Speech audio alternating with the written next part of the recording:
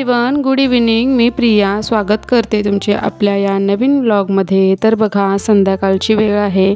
दुपारचं जेवण वगैरे आवरून थोडा वेळ आराम केलेला आणि आता या वेळेला उठून जवळजवळ 4:30-5 झाले असतील. तर उठून घर वगैरे स्वच्छ केलं, झाडू मारून घेतलं. त्यानंतर संध्याकाळचा चहा घेतला. चहा घेतल्याशिवाय पण जसं सकाळी चहा घेतल्याशिवाय कामच काय सुचत नाही, तसं संध्याकाळी पण चहा घेतल्याशिवाय त्याच्या पुढची कामं जास्त करून काय सुचत नाही. तर बघा, घरातील मग सर्व साफसफाई करून झाल्यानंतर आज मला बाहेरची क्लिनिंग करायची होती जरा अंगणातील.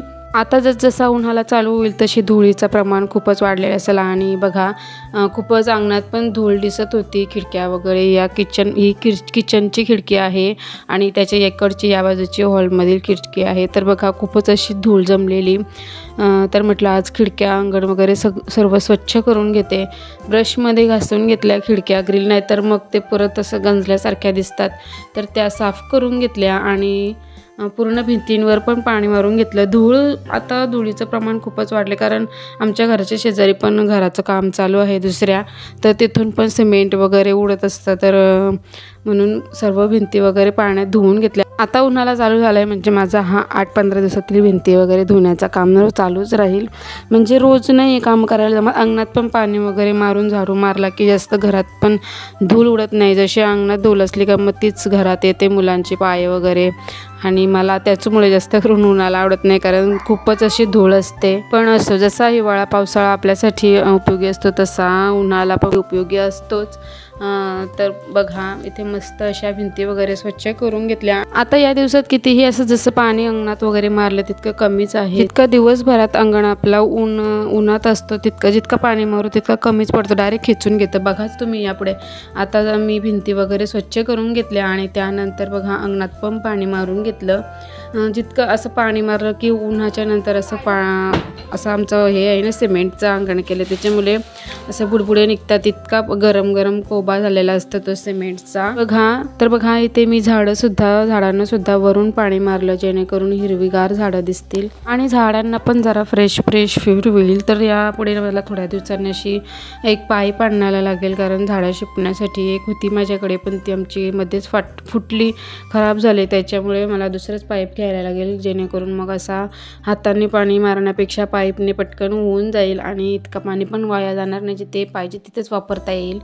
तर बघा अशा प्रकारे दोन्ही खिडक्या आणि भिंती पण मस्त अशा ब्रशमध्ये घासून घेतल्या मी.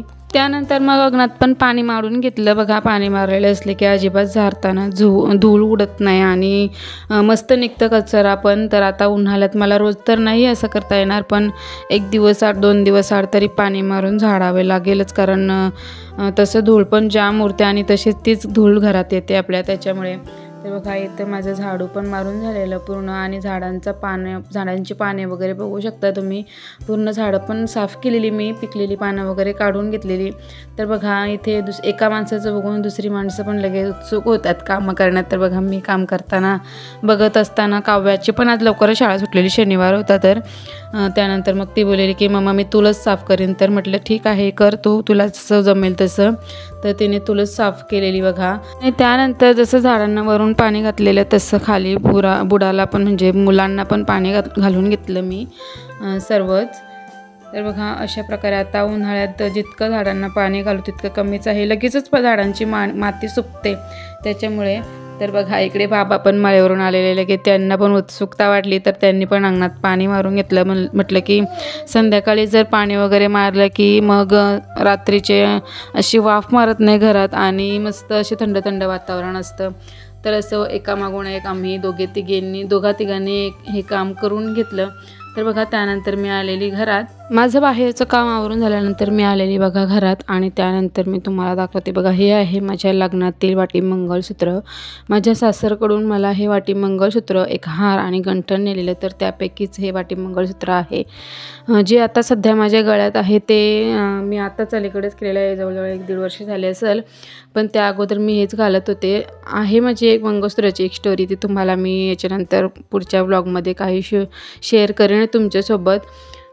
तर आत्ता सध्या गळ्यात आहे ते जास्त म्हणजे असं सोन्याचं आहे, त्याच्यामुळे ते सारखं गळ्यात राहून पण तुटण्याची शक्यता आणि जी साखळी असते त्याच्यात ती पण अशी सारखे गळ्यात ठेवून तुटण्याची भीती वाटते. तर त्याच्यामुळे मग म्हटलं हेच घालते मी आता, जे माझे वाटे मंगळसूत्र आहे ते. आणि याच्यात मणी पण जे मी घातले ते असे थोडे करून घेतलेले आणि मग त्याच्यात म्हणजे ओवून घेतलेले ते मणी, जेणेकरून नुसतं काळं मण्यांचं घालण्यापेक्षा मग त्याच्यात मी हे एक सोन्याचं मणी घालून घेतला. आणि बघा किती छान वाटतं याचा पण लूक. तर लग्न वगैरे काय असं फंक्शन असेल तरच मग म्हटलं ते दुसरं सोन्याचं आहे ते घालत जाईन, जेणेकरून मग तुटण्याची पण भीती नाही. अशी आहे या मंगळसूत्राची डिझाईन. बघा असं फ्लावर टाईप आहे पेंडल आणि अशी काही डिझाईन आहे या मंगळसूत्राची. हे मंगळसूत्र पण मी असं सेविंगमधून थोडे साचून बनवलेलं. जवळजवळ या मंगळसूत्राचं वजन पण 1 तोळा 400 ग्रॅम असं आहे. तर तुम्हाला कशी वाटली माझी या मंगळसूत्राची डिझाईन? तर आता होती संध्याकाळची वेळ, दिवाबत्तीची वेळ. मुलांकडून देवपूजा करून घेतली मी. तर आता होती संध्याकाळची वेळ आणि मी मुलांचा अभ्यास घ्यायला बसलेली. जसे की आता मुलांचे एक्झाम पण चालू होतील तर जास्तच जरा जोर देत होते आणि जियांशला पण घेतलेलं मी अभ्यास करायला.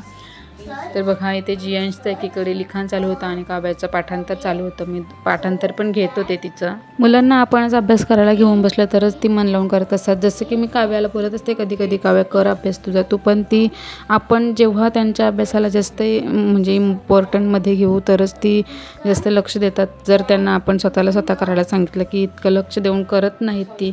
आणि जियांशला तर मला स्वतःलाच घेऊन बसावं लागतं अभ्यास करण्यासाठी. तर बघा बसून ना अशी टोकून मी खोलून देतो इथं काढायची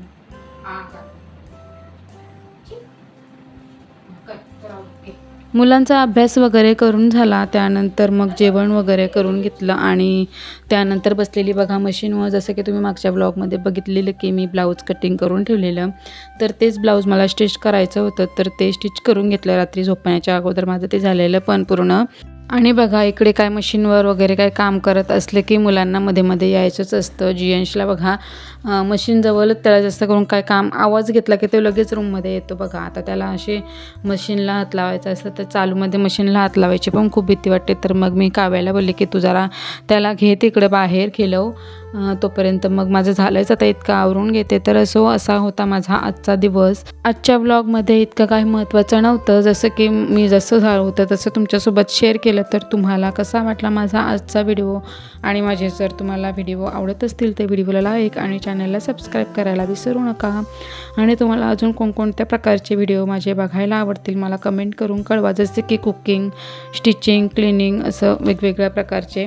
तर मला कमेंट करून नक्कीच कळवा. आणि आजचा व्हिडिओ मी इथेच एंड करते. भेटू पुन्हा एकदा पुढच्या नवीन व्लॉगमध्ये. तोपर्यंत काळजी घ्या. Bye bye.